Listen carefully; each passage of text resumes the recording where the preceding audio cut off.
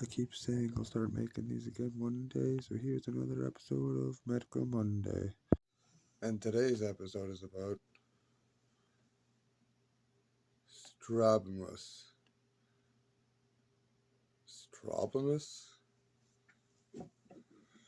I'm not entirely sure, to be honest with you. I grew up reading this stuff a lot because back in the 90s and whatever, internet wasn't as common in your every household.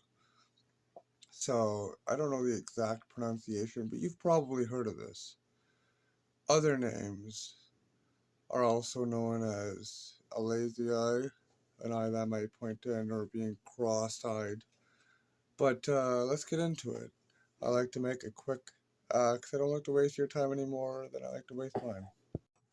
So for the sake of the video, I'll probably call it just either Strabismus or Strabismus, although I might try to avoid it all in all, since you already know what it's about, and I'll just get right into it. As well, I'll probably make this into short sections and edit it together just to make it a little quicker, because my notes are short form, and I'd rather just make it a little easier to kind of get through this. So, Strabismus is basically, you know, when the eyes and the eye muscles aren't quite working together the way they ought to be, most of the time anyways. And it's usually caused by weaker muscles, or if there's been damage to the eye or the eye muscles, or the nerves that supply them. Although there can be other issues I'll get into a little later on in the video.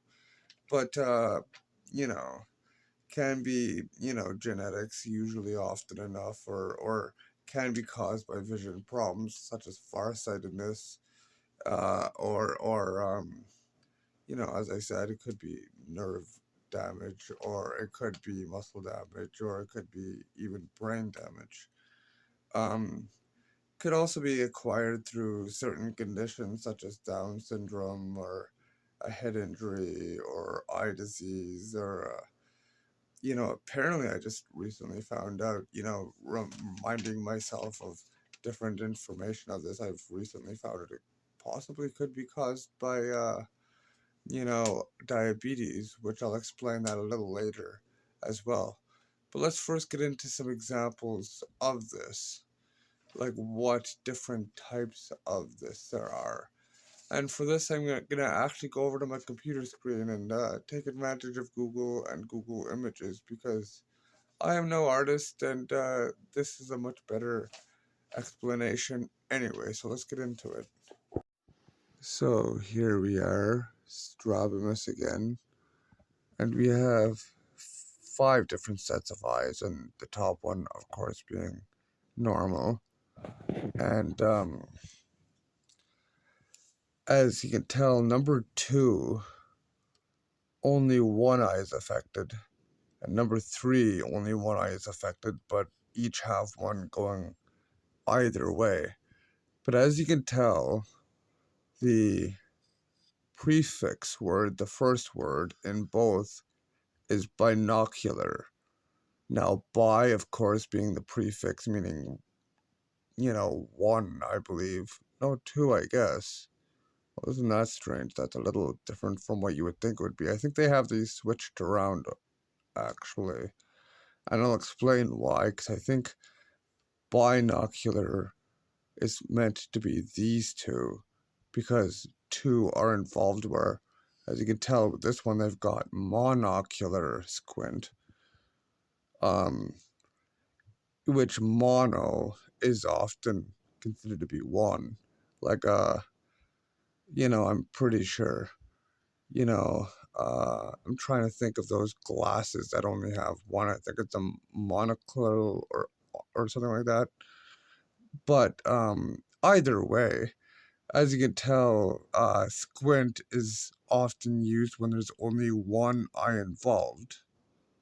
You know, I mean, when the squint is inward, whereas you've got, the outwards are different in either scenario. But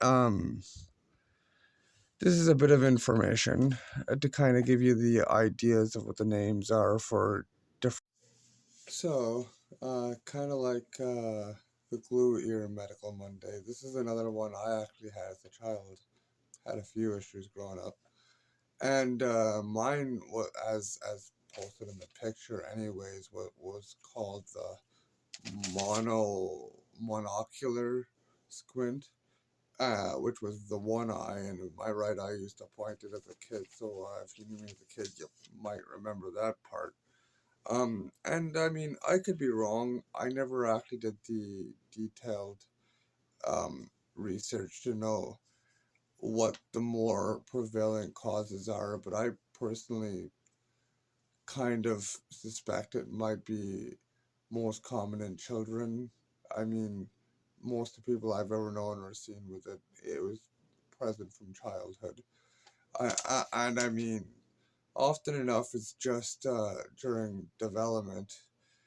Either do they have issues with the coordination of their eyes, or just the muscles kind of fail to develop properly, and it's usually either from birth or within the first 6 to 8 years, often enough.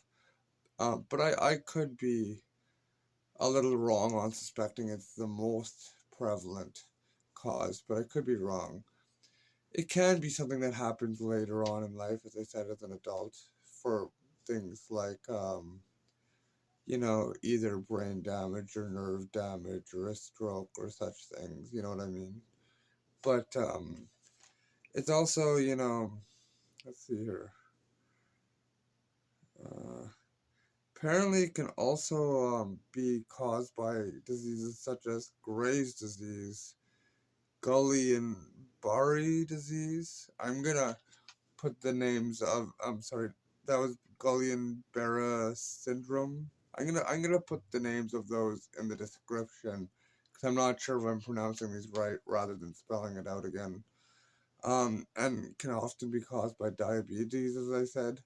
And the backstory behind that is that, from what I understand, is that the high blood pressure of the diabetes, often enough, because of how that affects the eyes, it can often somehow affect the eyes. I'll get further into detail on that on another a video, probably more based on diabetes. But for the sake of this, that's kind of a general idea of some of the things that can cause such a thing. Um, Apparently, brain tumors can often can sometimes be. I wouldn't say often.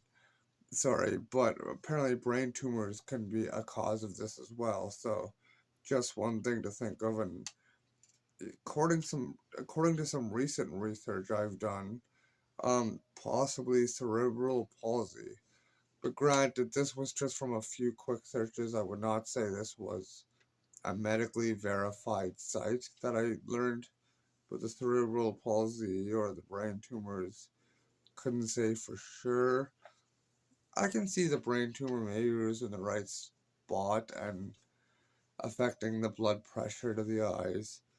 Apparently a stroke can do it too, and I could see that again because and I'll make a video on strokes as well.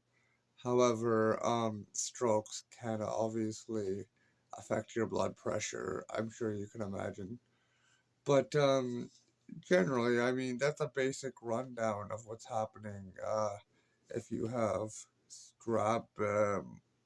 Strabismus, um, or what it is exactly. And I'm sure you've all either seen a person like this or have known a person like this. I was a person like this, and I've known one or two other people. I wouldn't say it's super common. There's the chances you have known someone or you've known of someone, as I said. I hope you're all doing well, and take care. So, a brief additional note at the end here that I had actually meant to actually add into this video. So some of the solutions for the childhood version, anyways, and I'll get into the deeper versions of other things if I make videos on that. But for if you just grew up with like it, you know, around in your family, or if you've had like the muscle damage, or if it's more just muscle or related. Often some of the solutions might be, in my case, was either a quick corrective surgery to fix the muscles and tighten them a bit and whatever, or in some cases might be corrective lenses, might be certain exercises, might be a patch, but just a quick addition to this. Just wanted to add that. Thanks, guys. Have a good night.